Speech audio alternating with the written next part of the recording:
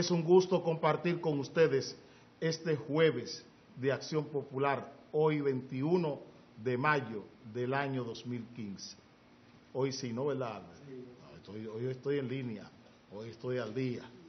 Señores, el gobierno anoche se jactaba, o sea, la jactancia del gobierno era que la calificadora de riesgo Standard & Poor's había mejorado la calificación de riesgo país de la República Dominicana. Aquí está el vocero del gobierno, el señor Marchena, ufanándose de que Standard & Poor's había mejorado la calificación de riesgo de la República Dominicana. Eso es una treta, eso es relaciones públicas, eso es realismo de la realidad económica, financiera y monetaria del país. Eso es novelando. Eso está haciendo el gobierno ahora. Novelar la realidad económica, financiera y monetaria del país. Es una treta del gobierno esa. Ese titular es pagado por el mismo gobierno.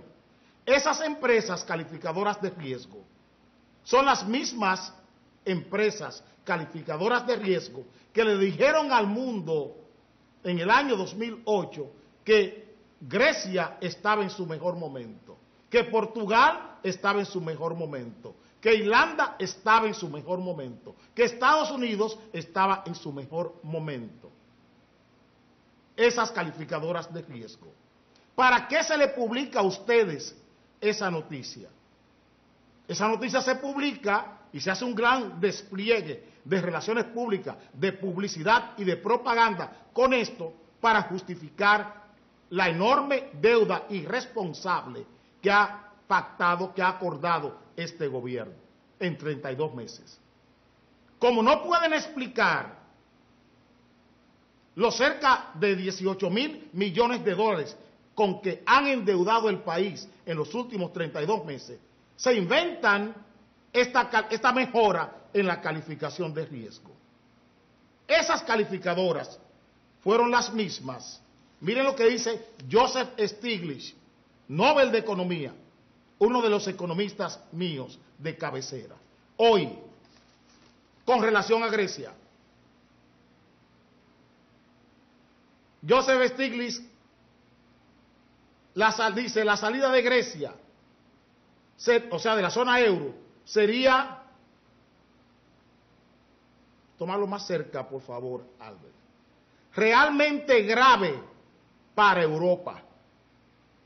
¿Por qué hay una amenaza con Grecia en Europa? Porque Grecia no puede pagar la deuda que ha contraído. Grecia amenaza con arrastrar a toda Europa por la enorme deuda que ha contraído, igual que Portugal, igual que Irlanda, igual que la propia España, que hoy está saliendo de la situación grave por la que pasó, por la enorme deuda que contrajo. Nosotros estamos viviendo la misma situación de Grecia, pero aquí está el realismo, cómo se novela la realidad económica y financiera. Ayer el Banco Central hablaba de un crecimiento de un 6.5%. ¿Dónde lo concentraba el crecimiento? En la construcción. En la construcción. O sea, ¿dónde va orientado el crédito bancario en la República Dominicana? Hacia el consumo. ¿Hacia dónde está orientado el crédito bancario? La mejoría en la calificación de riesgo país mejora la facilidad del flujo de caja de los bancos hacia la producción nacional. La manufactura, las empresas de manufactura, que son las que crean valores agregados, ¿qué porción del crecimiento tienen? ¿Qué facilidades de crédito? Ahora que tenemos una mejoría en el riesgo país, ¿qué facilidades de crédito ofrece la banca privada a las pequeñas, medianas y microempresas? Pregúntenle a Roberto Rodríguez Marchena, a ver si él puede decir que si un banco de la República Dominicana, un banco privado, que no sea el Banco de Reserva, que es la locomotora de ese crecimiento, el Banco de Reserva a través de líneas de crédito y de factoring que le está dando a las empresas constructoras, a quienes le construyen al gobierno, porque no se está haciendo con presupuesto, sino el Banco de Reserva es que está soportando esta ola de construcción del gobierno, porque el gobierno no tiene liquidez. Y es el Banco de Reserva quien está financiando el 95% con factoring y con líneas de crédito esa construcción, desmedrando las posibilidades de que empresas de manufactura puedan acceder al crédito y que haya valores agregados. ¿Por qué no se siente el efecto de la construcción en la economía popular? Porque son haitianos y ese dinero se ve en remesa. Porque son haitianos. Y la mayoría de esas construcciones, por ejemplo, la planta a carbón, ¿cómo se están haciendo? ¿Con quién suple? Es Brasil, no suple la industria nacional. ¿Quién vende el cemento? El mismo Manuel Estrella, su propia empresa. ¿Dónde está el valor agregado de eso? ¿Cómo se desparrama, para que puedan entender, todo este movimiento de la construcción en la economía popular? No aparece. No aparece, nadie tiene un 5. Y él nos está diciendo las mejoras en el crédito, las mejoras del riesgo país del país, de la República. ¿Qué tenemos?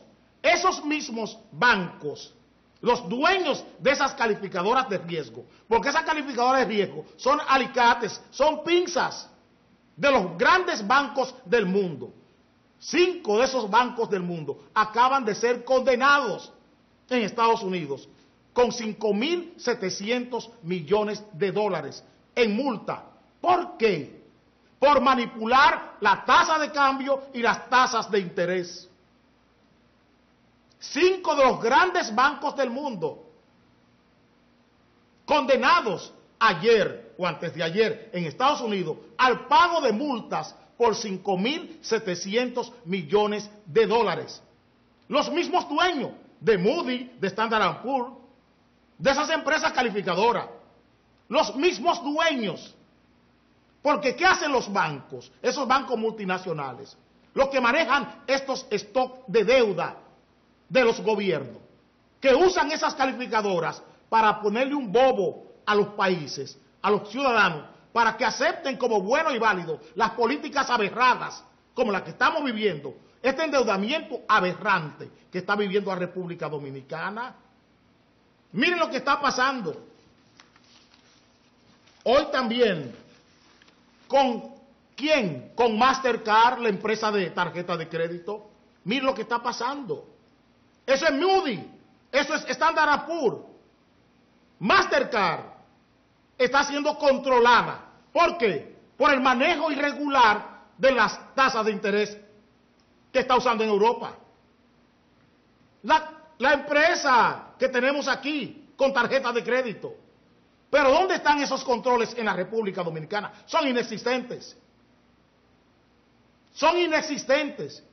Porque la política está en concubinato con todos estos modelos económicos internacionales. Europa lo puede hacer, porque la política en Europa es un servicio público y está monitoreada esa política crediticia, esa política financiera, esa política monetaria por los ciudadanos. Aquí los ciudadanos ni se enteran qué se hace con ellos en estos negocios de tarjeta de crédito. Son las grandes víctimas. Esa mejora en el riesgo país, ¿puede Roberto Rodríguez Marchena decirle al país en qué banco, que no sea el Banco de Reservas, un empresario pequeño o mediano o una microempresa puede acceder con 25, con 10, con 15 años de ejercicio, de operación en la República Dominicana? Cientos de empresas como la que estoy descifrando en este país van a la banca buscando un crédito de 100 millones de pesos para expansión, empresas de 25 años, y no encuentran un préstamo. No lo encuentran hoy. Pero empresas ligadas al gobierno consiguen factoring, y se lo dije la semana pasada, y lo vuelvo a repetir hoy, como los Azuri, quebradas, pero ligadas al gobierno, consiguen miles de millones de pesos en factoring y en líneas de crédito, porque son las del gobierno. Todas las empresas ligadas a Gonzalo Castillo tienen préstamos en el Banco de Reserva. Todas las empresas ligadas a Pimentel Carech tienen préstamos. Las que están ligadas a Amarante Barret tienen préstamos en el Banco de Reserva para construcción. Pero ¿dónde están los ciudadanos? ¿Qué le está pasando a los ciudadanos con sus créditos? ¿Qué le está pasando? Rodríguez Marchena, dígale al país cómo ha mejorado el riesgo familiar en este país en tema de crédito. ¿Cómo ha mejorado? Que si esas mejorías que usted dice que tiene el gobierno pueden trasladarse a la economía de las empresas pequeñas, medianas y microempresas del país. Dígaselo al país. Tenga la vergüenza, si es que tiene, de decirle a un empresario, a un pequeño, un mediano o a un microempresario que esa mejora en el riesgo país le atañe a él, le afecta positivamente a él. Que qué recorrido tiene él en su empresa con esa mejoría del país. Que no sea la excusa que ustedes tienen ahora para final de año, en octubre, volver a emitir más bonos, más préstamos, porque tienen quebrado al Estado Dominicano. Permítame cambiar de tema.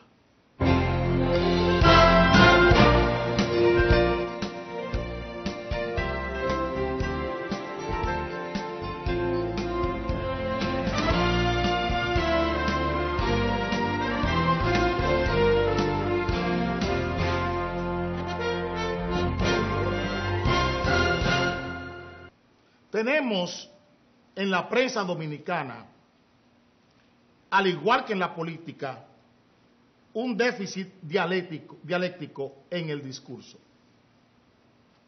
Esa es nuestra realidad. Miren lo que publica hoy el periódico Hoy de Hoy. Publica una mentira como titular principal. Gobierno impone aumento salarial de 14%. Gremios lo rechazan y se retiran.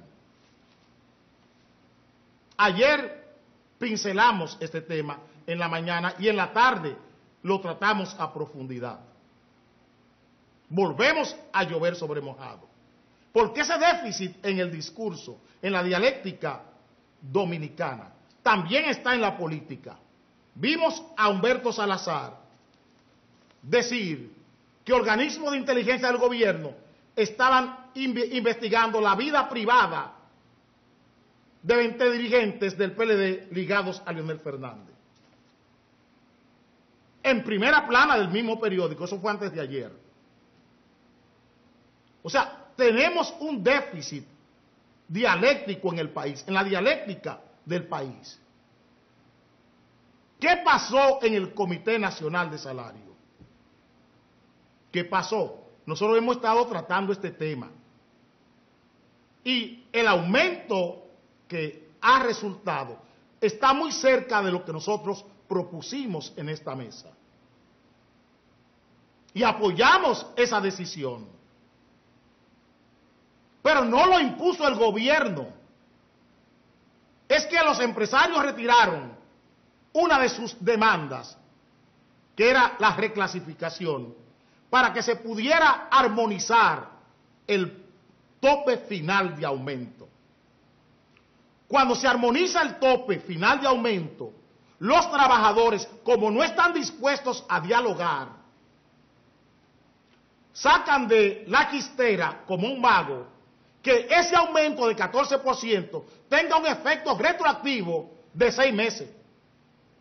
O sea que ese aumento se le compute a los trabajadores, ese aumento en el sueldo mínimo, se le compute a los trabajadores desde diciembre para acá. O sea que esa diferencia salarial, las empresas la suman y la paguen diciembre, enero, febrero, marzo, abril y mayo. Oigan el absurdo, oigan el déficit en el discurso, oigan la plañidera, la misma plañidera, los mismos gritos de Humberto Salazar tienen los sindicalistas. Un político con una plañidera y un dirigente sindical con la misma plañidera, planteándose el absurdo. ¿Cómo usted quiere que un aumento que se aprueba para junio sea retroactivo de diciembre del 2014 hasta ahora? ¿Cómo usted lo quiere? ¿Con qué cara usted lo propone? Ayer en la tarde decíamos que hay bienes comunes, como ahora que tenemos en el trabajo, porque aquí lo que rescatamos es el valor que tiene el trabajo. Y ustedes han oído lo que hemos dicho de la relación trabajo y salario. El valor es el trabajo. El trabajo no es una cosa como lo están tratando los trabajadores. El trabajo es una comunidad de bienes, como la familia. Cuando una familia acumula un patrimonio, ese patrimonio es un bien común.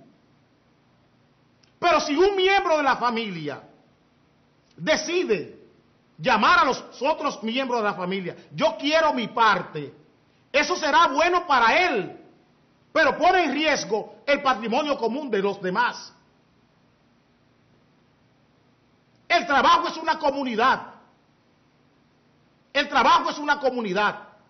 Es así que hay que verlo, como un valor, como un acto virtuoso. Y los trabajadores no pueden entender, ni pueden pensar que ellos son los únicos dueños del trabajo. Con ningún derecho, con ningún código, se crea una plaza laboral. Que es el gran error. Por ese déficit que tiene el trabajador dominicano. Vimos al PRD haciendo política demagógica, hablando de un 25% para el aumento del salario mínimo. Una irresponsabilidad democrática del PRM. ¿Qué pasa hoy con ese aumento? Vamos al estudio político de este aumento. ¿Qué va a pasar? Vamos a pagarle un sueldo mayor a todo el que tenga sueldo mínimo en una empresa. Pero ¿qué pasará con el trabajador especializado que gana 15,000 pesos, que gana 16,000, que gana 20,000? ¿En qué sueldo se queda? ¿En qué sueldo se queda? La secretaria, el encargado de nómina o el asistente de nómina, el auxiliar de nómina de la empresa, el encargado de pago de caja de la empresa, que gana 12,000, 13,000, 14,000 pesos de sueldo. ¿En qué lugar se queda?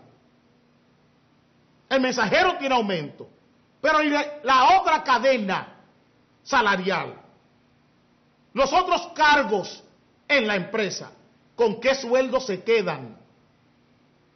¿Dónde está la discusión para esa gente?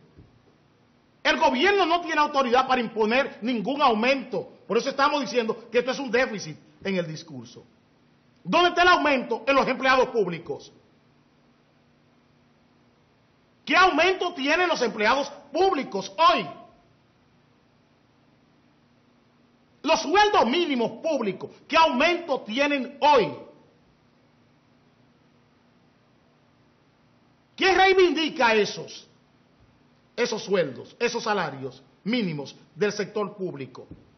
¿Quién reivindica los salarios normales que no son mínimos en las pequeñas, medianas y microempresas?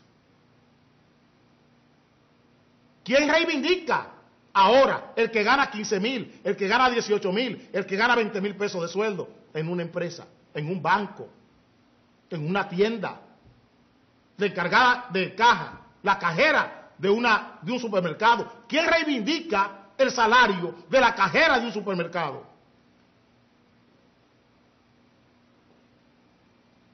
¿Quién reivindica los empleados del departamento de cómputo o de tecnología de las empresas? ¿Quién reivindica los salarios de ellos? Es para que ustedes vean que los gremialistas dominicanos no tienen categoría sindical, carecen de eso que le estamos diciendo, del discurso. Hay un déficit en el discurso político y gremialista del país. Usted puede, en nombre de derechos comunes, reclamar, pero no todos los derechos comunes, de manera aislada, como es este, que es solo para empleados de sueldo mínimo, pueden ser buenos para usted, en forma aislada. Pero el derecho común, pero el bien común de la empresa, no está siendo bien tratado, bien atendido, política ni sindicalmente. Esas respuestas se las dejo a los gremialistas, igual que a Humberto Salazar. Esa plañidera de levantarse de la mesa, porque yo quiero una cosa como yo la exijo, hay que cumplir conmigo, hay que pagarme el retroactivo de estos aumentos, o si no me voy a la calle. Es porque no hay discurso, es porque no hay imaginación, es porque no hay capacidad ni hay categoría. Y voy a la prensa a decir que están espiando a 20 seguidores de Leonel Fernández porque no tengo discurso alternativo. Vamos a dedicarle a los sindicalistas y a Humberto Salazar, a Chucky La Llorona, por la plañidera que tienen los sindicalistas y que tiene Humberto Salazar. Una producción de la industria cinematográfica nacional.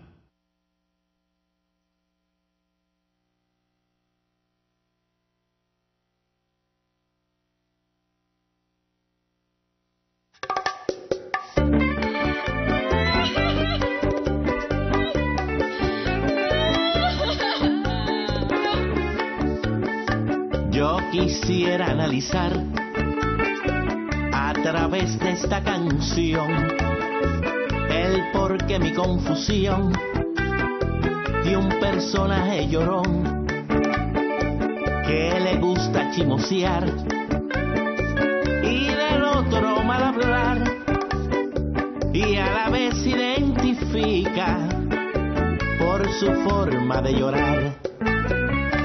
Todo el hombre que maldito le fascina fantamear, lleva una pena por dentro y la refleja al gritar. Chucky, la llorona, Chucky, bla bla bla, Chucky, la llorona. Yo creo que por un macho que llora y nada más. Chucky, la llorona, Chucky, bla bla bla, Chucky, la llorona. Yo creo que por un macho que llora y nada más. Todo aquel que se la pasa criticando a lo demás, mi abuelo siempre decía que algo esconde por atrás. Y es por eso que yo creo que de hombre no tiene nada y le faltan pantalones, no le pesan los bolones, por eso se ponía a gritar. Chucky, la llorona, Chucky, bla bla bla, Chucky, la llorona. Yo creo que por un macho que llora y nada más. Chucky, la llorona, Chucky, bla bla bla, Chucky, la llorona. Yo creo que por un macho que llora y nada más.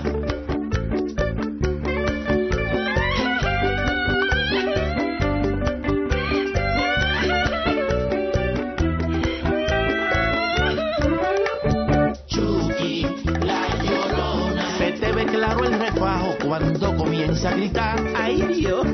Chucky, la llorona. En la boda la mujer es que le coge con llorar y entonces bebé. Chucky, la llorona. Si tú no tienes tiene oficio. Entonces vete a fregar, chula. Chucky, la Llorona. Pregúntale a Ricky Martin cómo salir de donde estás. Chucky, la Llorona. Chucky, bla bla bla. Chucky, la Llorona. Yo creo que por un macho que llora y nada más. Chucky, la Llorona. Chucky, bla bla bla.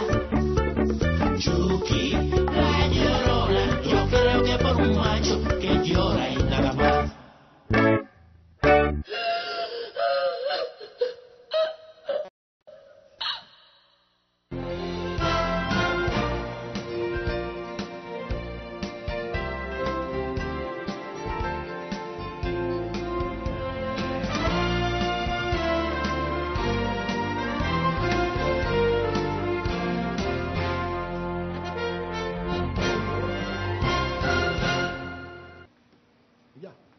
Ayer el Tribunal de Santo Domingo, de la provincia de Santo Domingo, le impuso 3 meses de cárcel en La Victoria a los choferes de Boca Chica que trataron de impedir que un autobús con estudiantes de un colegio vinieran a la Feria del Libro.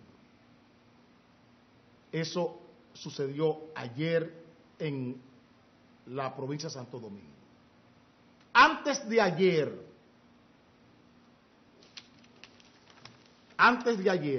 miren lo que pasaba con choferes de Fenatrado en el kilómetro 22 de la autopista Duarte.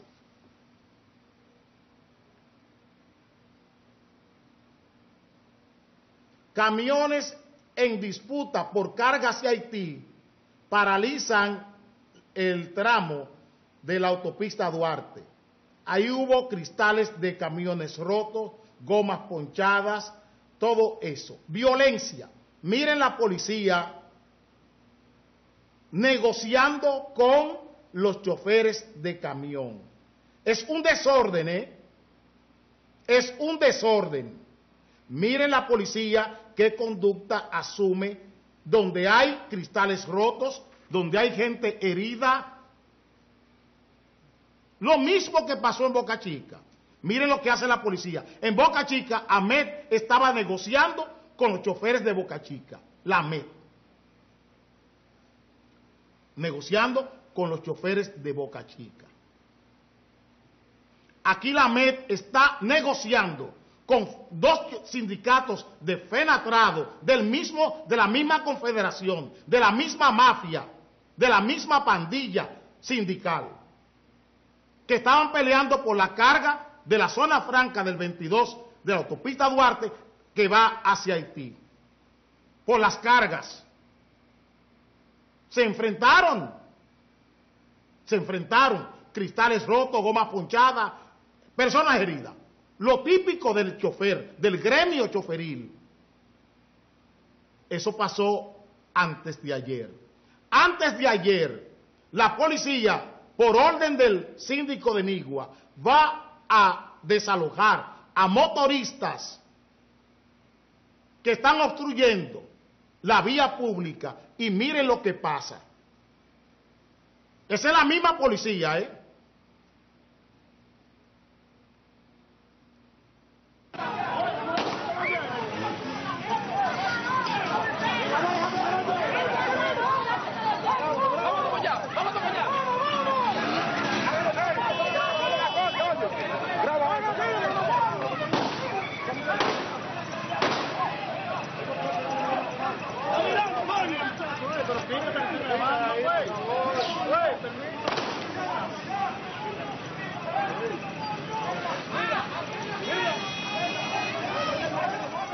Eso pasó en Nigua.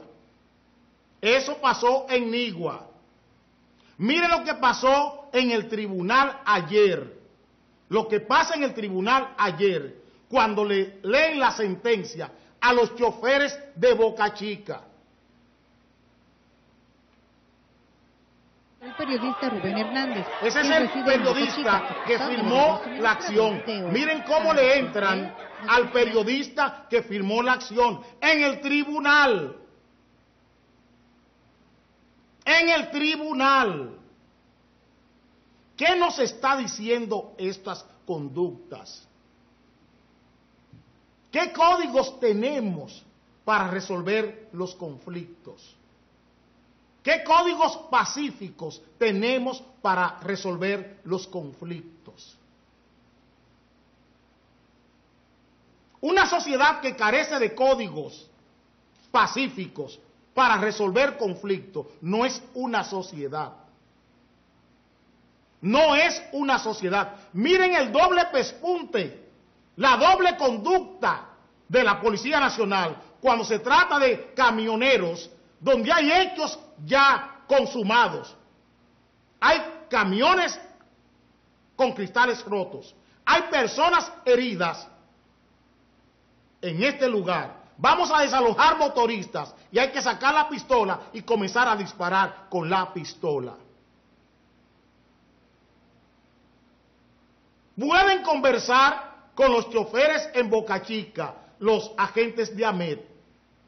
Conversan con los dirigentes de choferiles aquí cada vez que obstruyen el tránsito. Se dicta una sentencia y esa misma gente no acepta una sentencia. Buscan el motín. ¿Qué nos está diciendo esto? La enorme crisis de autoridad que tiene este país. Para eso le he traído estas formas, estos videos, para que ustedes puedan entender lo que estamos diciendo. Aquí hay un problema grave de autoridad. El problema aquí es de autoridad. Que este país perdió la categoría de autoridad. Este país, esa categoría que se llama autoridad, es irreconocida por toda la sociedad. La sociedad no entiende ni sabe quién es que tiene la autoridad, quién tiene el derecho a mandar. Si alguien tiene derecho a mandar, es porque hay una sociedad que está en el deber de obedecer. Si alguien tiene el derecho a mandar, es porque hay una sociedad que tiene el deber de obedecer. Y ayer, el presidente de la Suprema Corte de Justicia, don Mariano Germán, decía que la justicia está como nunca en este país. Le preguntamos al honorable juez de la Suprema Corte de Justicia, ¿dónde está la autoridad de la justicia en el país?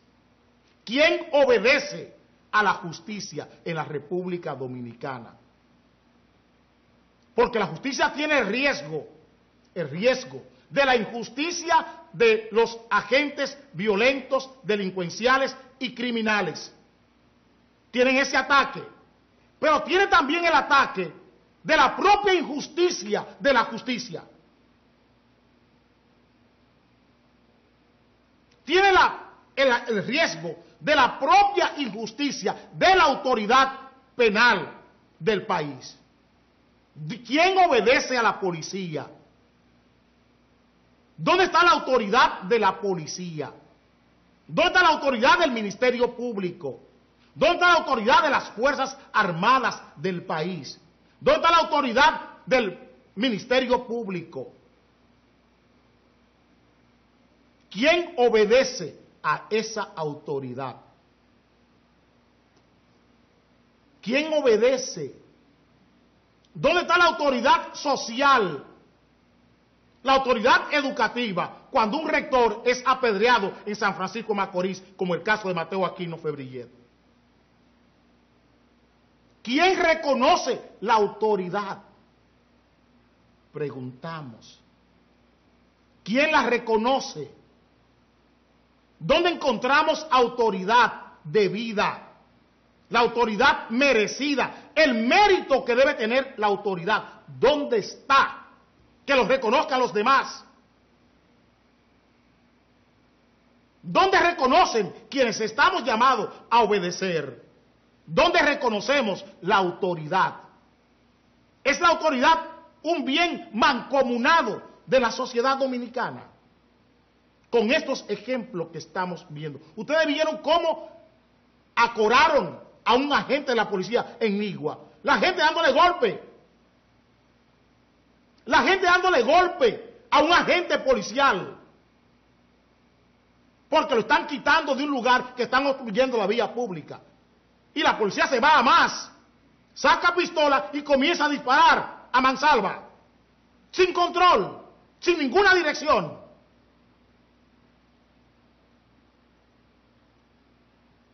Lo que sale por esa pistola encuentra a un niño y le mata. Y eso es un accidente. Esa es una muerte accidental. Ese riesgo que tiene cualquier transeúnte, que no tiene que ver nada con la refriega. ¿Dónde está la autoridad? ¿Quién es que manda aquí? Eso es lo que nos estamos preguntando. ¿Quién es que manda? ¿Quién es el responsable de la seguridad pública en este país? ¿Quién es que constitucionalmente tiene la mayor autoridad en la República Dominicana? Porque no lo vemos, la sociedad no lo reconoce. ¿Quién es que la tiene? ¿Quién es que la tiene? ¿Qué bienes nobles de convivencia estamos creando a partir de la autoridad y a partir de la obediencia? De esa obediencia debida, el deber de obedecer a la autoridad que debe tener cualquier ciudadano. ¿Dónde está eso? Permítame cambiar de tema. Vamos a Santiago de los Caballeros, que dijo, a Hermanas Miramar, que dijo, el Distrito Nacional, San Cristóbal, Peravia, Asua, Barahona, San Juan, Pedernales, Elías Piña, el país entero ha dicho, yo he sido y soy un soldado del Partido de la Liberación Dominicana.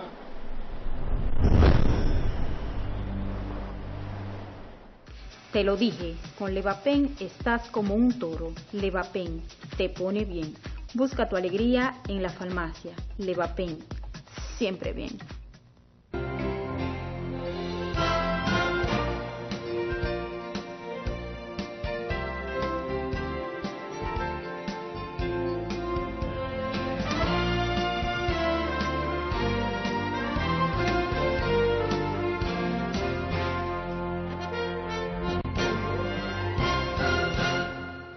El Procurador General de la República, en todos estos dramas que presenta la autoridad sobre los temas trascendentes de la nación, está abogando por una ley de extinción de dominio a pedidos de la Embajada de los Estados Unidos para darle complemento a las leyes de extradición o a los pactos de extradición que tenemos con los Estados Unidos.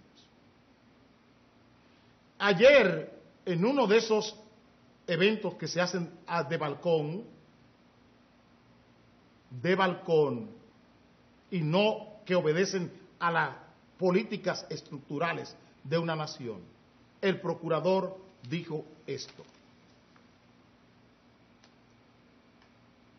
Domínguez plantea incautar bienes a narcos con una ley de extinción de dominio. O sea que cuando se extradita a un narcotraficante, se le quiten todos sus bienes. Nosotros estamos de acuerdo con esa ley, pero no en seminario, sino en el Congreso. Eso no es para estarlo hablando. Los políticos no hablan. Las políticas estructurales de un país no se hablan en periódico, ni se discuten en seminarios, y máxime cuando usted tiene la autoridad. Vuelvo al mismo tema principal, el déficit en el discurso. Ese déficit dialéctico que tiene la política dominicana. ¿Dónde está la extinción de dominio? Es para cuando ya tú apresas al narcotraficante y lo extraditas. Pero yo quisiera preguntarle a mi amigo, a quien le debo gratitud, Francisco Domínguez Brito, a Pancho. Quisiera preguntarle a Pancho, al amigo, quisiera preguntarle que qué pasa con Figueroa Agosto, que actúa 10 años en la República Dominicana, que si solo son los bienes de Mary Peláez, los bienes de Eddie Brito y de Smester y de los que cayeron presos con Domingo por el caso Figueroa Agosto, que si solo son esos bienes o los bienes de las empresas que participan durante esos 10 años en el lavado, en las operaciones económicas que le dan soporte al narco. ¿Qué pasa con esos bancos, con los carteles bancarios, los carteles financieros, los carteles empresariales y comerciales que le dan soporte a las operaciones del narco? ¿Qué vamos a hacer con los políticos, con los bienes que adquieren políticos en su ligazón, en su concubinato, en su imbrincación con el narcotráfico, con esos bienes que ostentan hoy políticos dominicanos? Con las villas que tienen diputados en Casa de Campo que heredó Toño Leña. Esos bienes, los de Toño Leña, hay que incautárselos. Pero y los que Toño Leña regaló, los que regaló Figueroa Agosto en 10 años aquí a políticos para conseguir carnet del DNI y varias cédulas auténticas. ¿Qué vamos a hacer con eso? Con los bienes que adquirieron la gente que se ligó con Quirino o con Oreganito o con Maconi. ¿Qué vamos a hacer con eso? Con el gordo Almonte, con Toño Leña, con la gente que operó desde el poder con Toño Leña, con Figueroa Agosto, la gente que permitió que el coronel Amado González y González fuera el edecán, la escolta de Figueroa Agosto por casi 4 años. Con los bienes de la gente que se ligó aquí, Arturo del Tiempo Marqués, del poder. ¿Dónde está la extinción de dominio para esa gente? Para los bancos que le dieron soporte a todas las operaciones de Figueroa Agosto en este país. ¿Qué hacer con los grandes bienes que ocuparon, que tienen bancos, cobrando un 30% por el lavar el dinero del narcotráfico? Con toda esa riqueza que la banca dominicana ha adquirido lavando dinero del narcotráfico, con toda la riqueza que los grandes importadores de este país han adquirido en los últimos 10 años, lavando dinero del narcotráfico a través de sus empresas industriales y de sus empresas comerciales. Esa riqueza, ¿quién la persigue? Amigo Domínguez Brito. ¿Qué vamos a hacer con ella? Esa está fuera de vista. ¿Es solo el narcotraficante? ¿Son solo los bienes del narcotraficante? De eso solamente nos vamos a ocupar. Y los bienes que el poder político y social dominicano acumula con el narcotráfico, lo vamos a dejar fuera de vista. Todas esas torres que se están construyendo, que participa la banca en el financiamiento y participan las empresas de narcotraficantes con dinero de lavado de activos, ¿qué vamos a hacer con ella, procurador? Eso no cabe en la ley de extinción de dominio.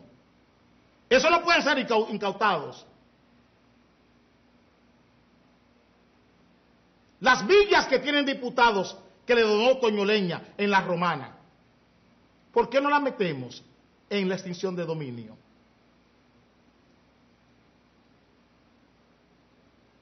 ¿Por qué no metemos esas? Todo el dinero que políticos ligados ahora a la importación de combustible han sacado de la contrapartida de Petrocaribe, sirviendo de pantalla para mover la droga de Venezuela para acá, a través de sus empresas, gente del comité político. Toda esa riqueza que ha acumulado gente del comité político, que ahora son grandes importadores de combustible y manejadores de bienes de combustible y de agregados de combustible, que en el 96 no tenían un 5. Esos bienes que han acumulado con el contrabando de droga, de dinero, a través de sus empresas, ¿qué vamos a hacer con ellos? ¿Eso no son bienes del narcotráfico? ¿Eso no son bienes del narcotráfico, procurador? Todavía con el DICAN, en un banco de este país se pagan 53 millones de pesos, dos partidas de 53 y 48 millones de pesos a una sola persona, de droga del DICAN. Y este país no conoce el banco, ni conoce la persona, la cuenta, la empresa que manejó el dinero para comprar la droga del DICAN.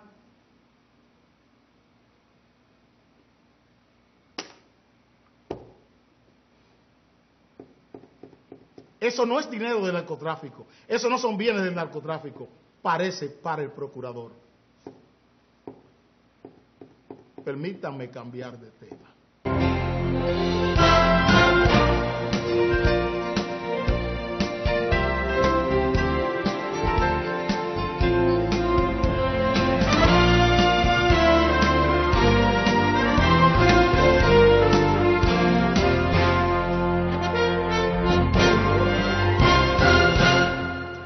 El Papa Francisco, siempre el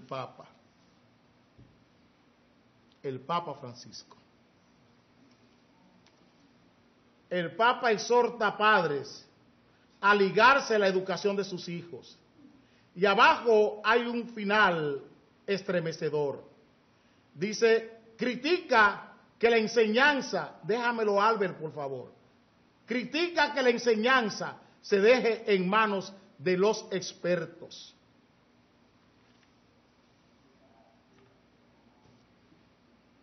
Parece que estamos desandando en este programa.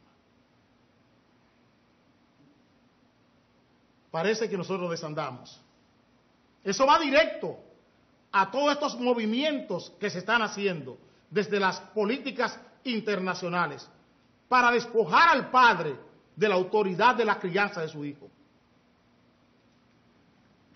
Ustedes oyen permanentemente, eso va directo contra todos estos modelos que se están queriendo imponer de educación sexual a los menores. Es a eso que va directo lo que el Papa está diciendo. Que esa educación, lo que hemos dicho en este programa, es ocupación y oficio del padre y la madre, que son quienes tienen la potestad de orientar sexualmente a sus hijos. Son el padre y la madre. Es una potestad. Todos estos códigos de niños, niñas y adolescentes, este código del menor, lo que han buscado es despojar al padre de su ocupación, de su profesión, de tener la orientación de sus hijos. Quitarle la autoridad al padre, la potestad al padre sobre la educación y sobre la crianza de sus hijos. Estos expertos que llama el Papa, y sé que lo hace con una ironía terrible, como lo haría yo también. ¿Dónde está la educación en la familia dominicana? ¿Dónde está la orientación del Estado para que el padre aprenda a ejercer la profesión de padre, igual que a la madre que aprenda a ejercer la profesión de madre. ¿Dónde está esa orientación desde el Estado para eso? ¿Dónde están los códigos de familia? ¿Dónde están las orientaciones del Estado que van en el marco de educar al padre y a la madre para que sepan ejercer de padre? Es por ahí que tenemos que comenzar. No es repartiendo condones, ni repartiendo pastillas anticonceptivas que vamos a resolver el problema de los embarazos precoces.